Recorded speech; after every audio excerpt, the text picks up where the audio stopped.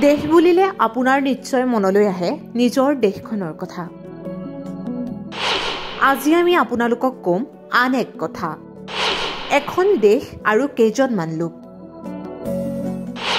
এই কাহিনী শুনি আচৰিত হ'ব আপুনি। এখন দেশ আৰু কেইজনমান লোক, এই কেইজন লোকেই নিয়ন্ত্ৰণ কৰিছে দেশখন। কেইজনমান লোকৰ তত্ত্বাৱধানত সকলো কাৰ্য সম্পন্ন হয় দেশখনত। শুনি হয়তো আচৰিত হৈছে আপুনি, কিন্তু এয়া সত্য আৰু শুদ্ধ। আজি আমি আপোনালোকক কম এনে এখন দেশ য'ত মুষ্টিমেয় কেইজনমান লোকে বসবাস কৰে। দেশ বুলিলে জাতি ধৰ্ম বৰ্ণ নিৰ্বিশেষে বসবাস কৰা লোকসকলৰ কথা মনলৈ আহে।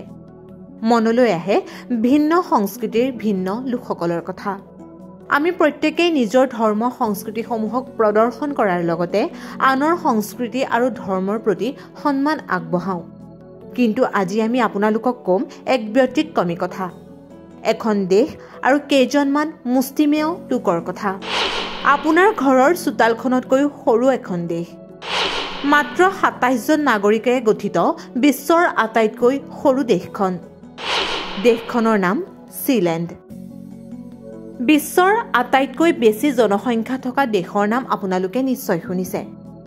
পিছে আজি আমি কম মাত্ৰ ২৭জন নাগৰিকেৰে গঠন হোৱা এখন দেশৰ কথা। হয়, এইখনেই পৃথিৱীৰ আটাইতকৈ সৰু দেশখন, য'ত থাকে কেৱল ২৭জন লোক। পেটিৰয় বেটছে নামৰ এজন লোকে বনাইছিল এই সৰু স্বাধীন দেশখন। উত্তৰ সাগৰৰ দ্বিতীয় বিশ্বযুদ্ধৰ পুৰণি দুৰ্গ এটাত আছে ছীলেণ্ড নামৰ এই দেশখন।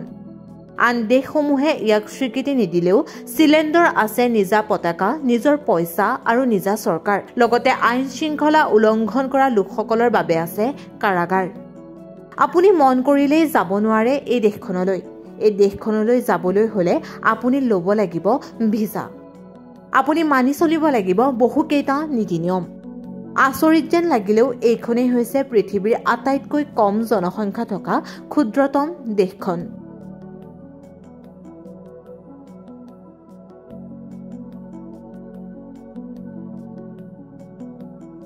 News desk report, rising north east.